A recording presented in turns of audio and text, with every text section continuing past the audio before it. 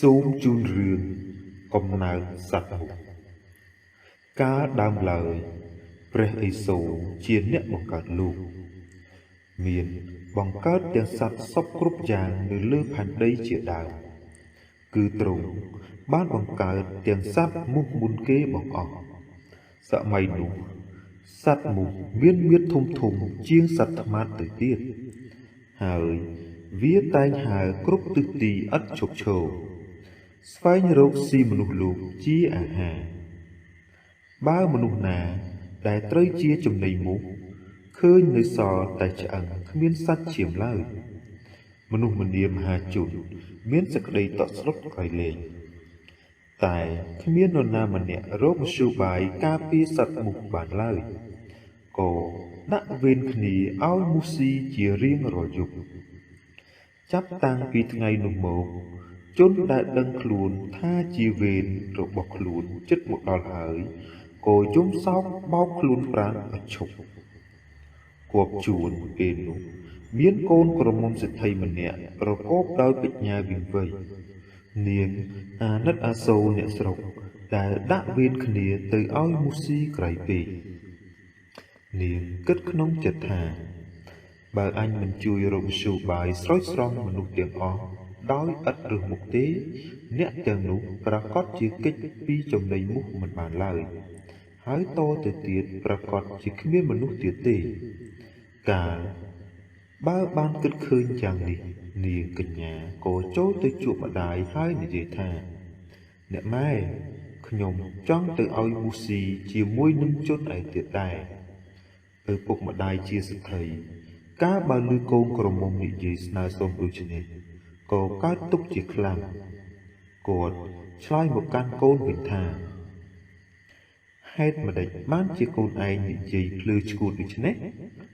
មនុស្សក្នុងនគរនេះគេមានតែកិច្ចរត់ឲ្យផុតពីសេចក្តីស្លាប់ចុះកូនឯង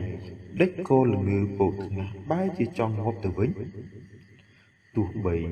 ឪពុកម្ដាយថាដូច្នេះក៏យុវតីមិនព្រមឈប់អង្វរឪពុកម្ដាយទៅឲ្យមូសស៊ីនោះឡើយរីឯឪពុកម្ដាយកាលបើឃើញកូនស្រីខ្លួននៅតែរឹងចចេះមិនព្រមស្ដាប់ដំបូន្មានគាត់ដូច្នេះក៏កើតទុក្ខឈួលឆេះឥតឧបមាទើបនិយាយថាបើឯងចង់ងាប់មិនព្រមស្ដាប់អញទេឯងទៅងាប់ឲ្យបាត់ពីមុខអញទៅ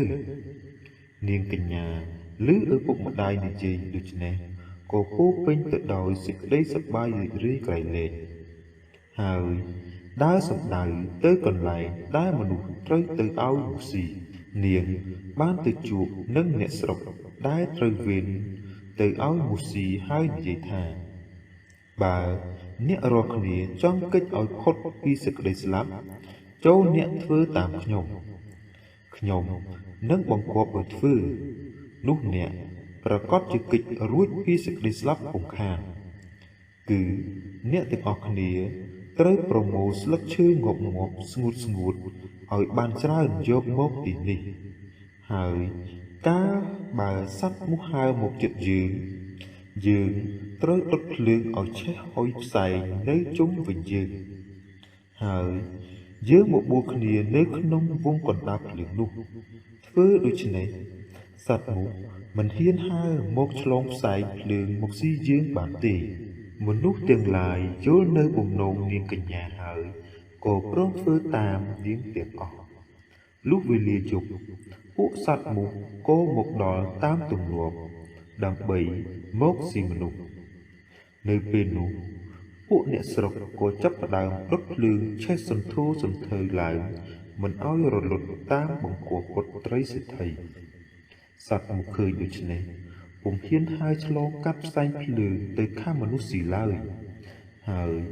វាក៏ប្រមូលគ្នាមកកកកុញជំនុំគ្នាថាបើយើងនៅតែមានខ្លួនធំតទៅទៀត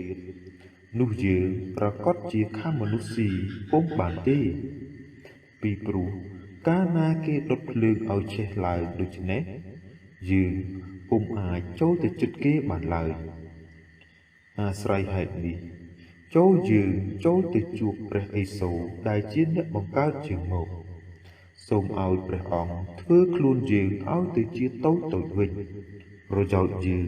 នឹងស្រួលលបខំឆ្មក់មនុស្សបានកុំឲ្យមនុស្សលោកមើលឃើញយើងបើដូច្នេះយើងឃើញថាវាងាយស្រួលជាងបន្ទាប់មក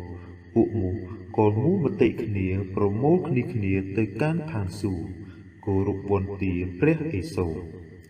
រួចហើយក៏សុំព្រះឥសូរធ្វើខ្លួនឲ្យតូចៗឥតសមទៅតាមបំណងរបស់វានៅពេលនោះព្រះឥសូរក៏ធ្វើខ្លួនសត្វមូសឲ្យតូចដូចសត្វមូសសពថ្ងៃនេះសត្វមូសកាលបើបានខ្លួនតូចដូចបំណងហើយពួកគេក៏ថ្លែងអំណរគុណព្រះឥសូររួចលាព្រះអង្គត្រឡប់មកឋានមនុស្សលោកវិញហើយវាក៏ហើរត្រាច់ពីភូមិមួយទៅភូមិមួយស្វែងរកខាងមនុស្សលោកប៉ុន្តែមនុស្សលោកចេះតែយកដៃទៅទះវាស្លាប់អស់មួយចំនួនធំសល់ខ្លះក៏នៅរស់តែបាក់ស្លាប់បាក់ជើងដូច្នេះមនុស្សលោកក៏បានធូរចិត្តហើយមានសេចក្តីសប្បាយចិត្តច្រើនជាងមុនពួកមូសក៏ប្រជុំសារជាថ្មីទៀតថាឥឡូវមនុស្សលោកគេធ្វើបាបយើងខ្លាំងណាស់គេទះយើងគេវាយយើងគេដុតយើងហើយគេនឹងសម្លាប់យើងឲ្យពពូជយើងមិនអាចខំមនុស្សបានទៀតឡើយហេតុដូច្នេះយើងត្រូវនាំគ្នាទៅរកព្រះឥសូរម្ដងទៀតដើម្បីសុំព្រះអង្គធ្វើមាត់យើងឲ្យស្រួចដូចម្ជុលដើម្បីខាងមនុស្សលោកបានឆាប់រហ័សកុំឲ្យមនុស្សលោកដឹងថាយើងខាំកាល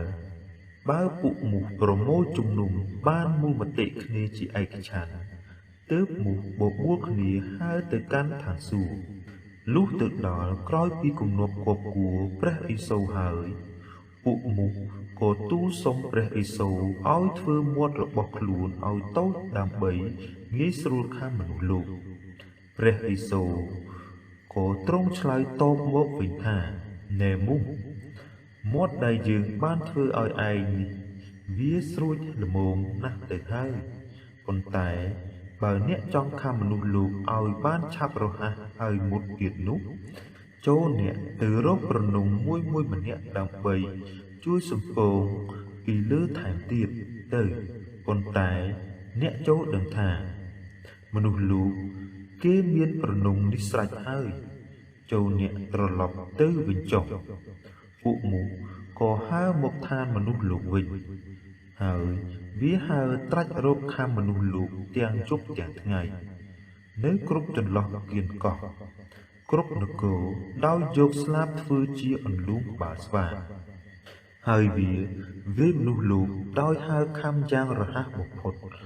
ដោយឥសូរបានបង្គាប់វា